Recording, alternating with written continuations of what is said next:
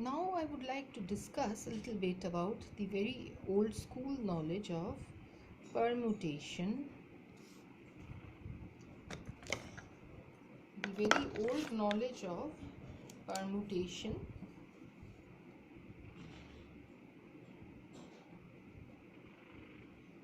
and combination. Permutation and combination. Now, what is permutation? The word permutation basically means what? The word permutation basically means arrangement, isn't it? So, permutation basically means arrangement. So, what do we mean by arrangement? Well, if we have four distinguishable objects, suppose we have four distinguishable objects. What are the distinguishable objects? A, B, C, D. Okay. So suppose say we have four distinguishable objects A, B, C and D. Okay. So taking any two objects at a time, this can be arranged in how many ways? AB, BA or AC, CA. Each of them are considered as different arrangements. Okay, AD, DA and so on and so forth, isn't it?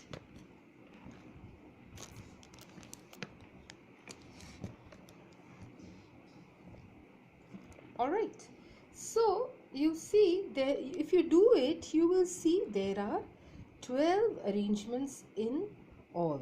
So you can make 12 arrangements. So it goes on like this. You can keep on doing it. You get 12 arrangements in all. Okay, 12 arrangements in all. Now, while arranging these objects, the order of their placing is also taken into consideration. Okay, that means AB and BA. These are two different permutations. Alright, so we say four objects can be arranged in 12 ways by taking two objects at a time, or the number of permutations of four objects taken two at a time is 12. So how do we symbolically represent that? Well, symbolically you can represent that as 4p2, which is equal to 12. How do we get it? It is factorial 4 divided by factorial of 4 minus 2. Okay, alright. So this is how we write. In a more familiar notation, we write it as factorial 4 divided by factorial of 4 minus 2. Okay, so that is how we get permutation, and every arrangement is considered over here. However, when we talk of combination, what is combination? Combination basically means what? Groups. When we talk of combination, combination means what? It means groups. Okay, so when we do combination, then in combination, again if we consider say four objects A, B, C and D, combination basically means groups. Okay, so if we consider four objects A, B, C and D, alright, then groupings if we do, then it's always AB, AC, AD, okay, BC, BD and what else? CD. Alright, so what are we getting? How many combinations are we getting? 6. If we take 3 numbers at a time, then this becomes 4. So the number of combinations if we take 2 at a time is 6. If we take 3 at a time, for a group of 3,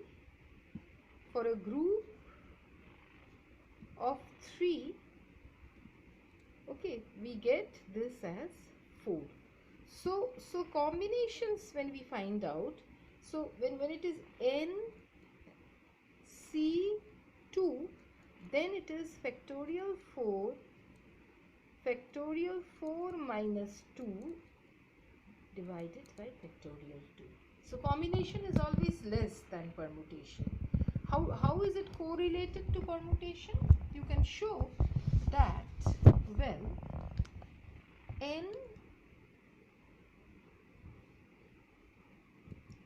NCR is equal to NPR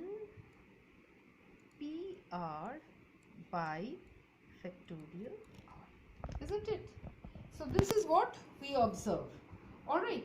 Now you see,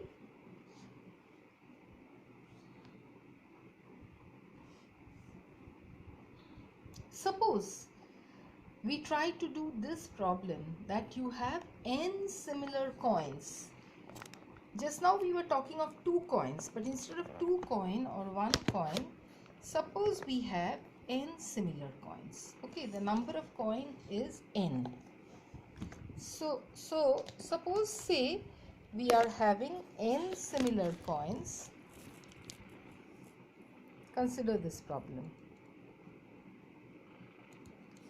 N similar coins, okay, are tossed simultaneously for a large number of times. Are tossed simultaneously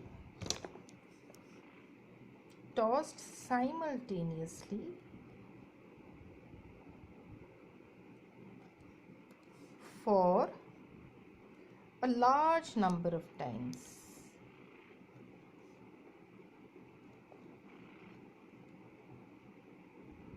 Okay, if it is tossed simultaneously for a large number of times, you have to prove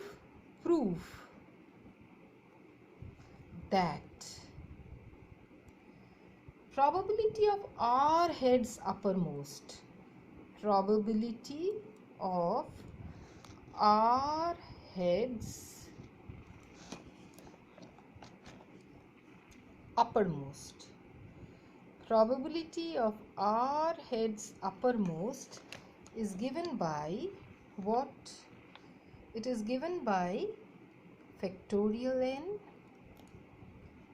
factorial R, factorial n minus R into 1 by 2 to the power of n. Okay, hence you have to find, first you have to show this, then you have to find A, the probability of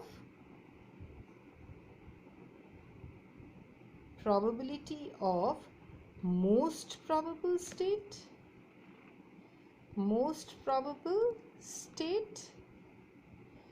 B, probability of least probable state. So these are slowly studying the methods of, if you can do this, you can do everything. Probability of least possible state. You get it?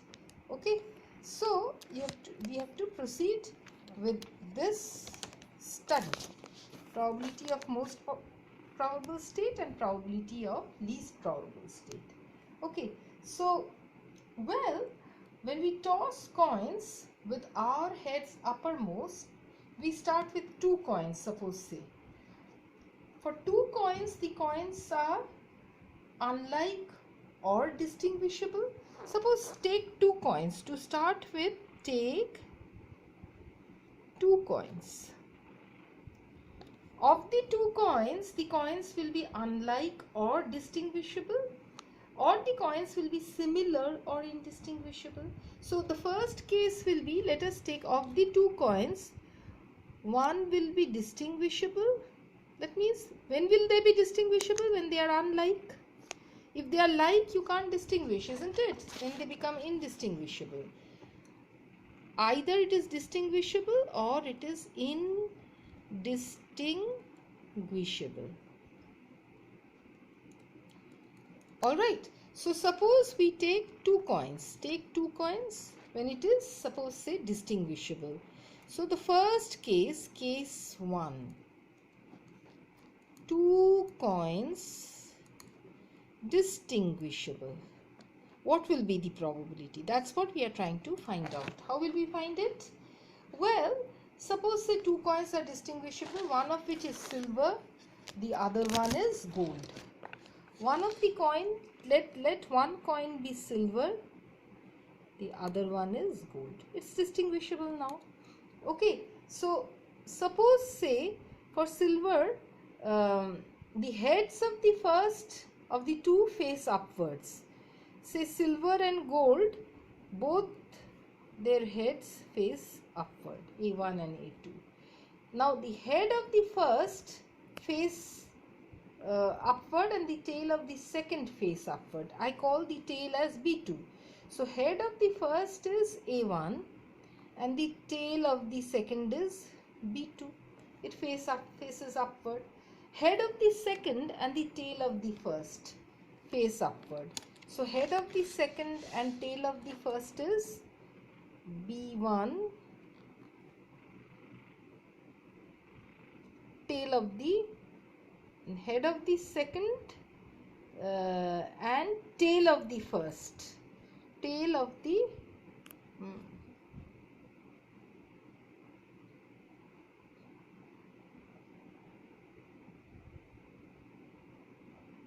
no, head of the second is A2, okay, and tail of the first is B1.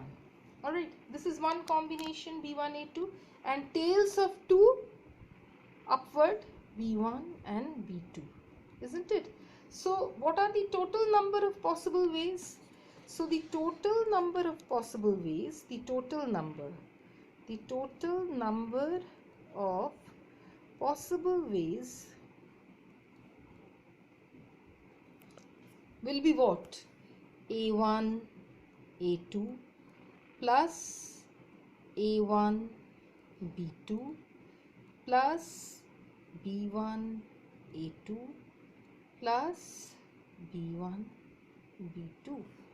So this is equal to, if you just break it up, you will see it is equal to A1 plus B1 into A2 plus B2.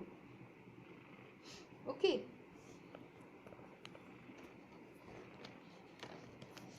So what is the total number of ways the events are possible? How many ways? 1, 2, 3, 4. So the total number of ways that the event is possible is 4, isn't it? And the number of favorable ways for any one of the event will be 1. So probability for any one of the event will be 1/4. Yes or no? So you see, the total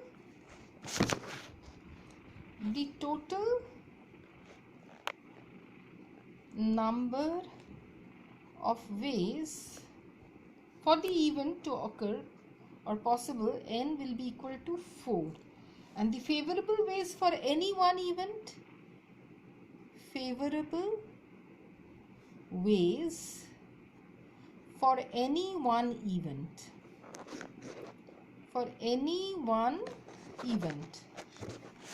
how much will it be? Favorable ways for any one event, it is equal to 1.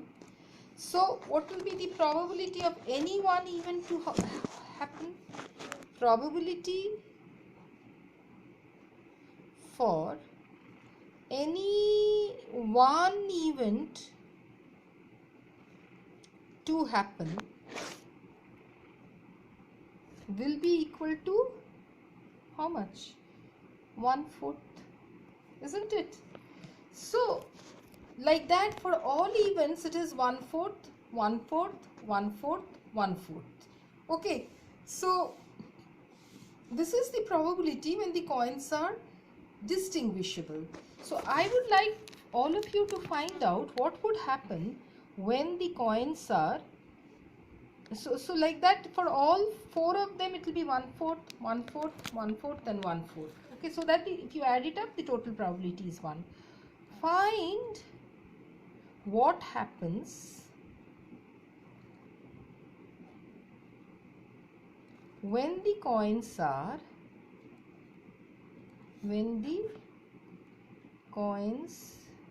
are indistinguishable. This you find and tell me tomorrow. When the coins are indistinguishable. Now you do the problem which I gave you previously and submit. Okay.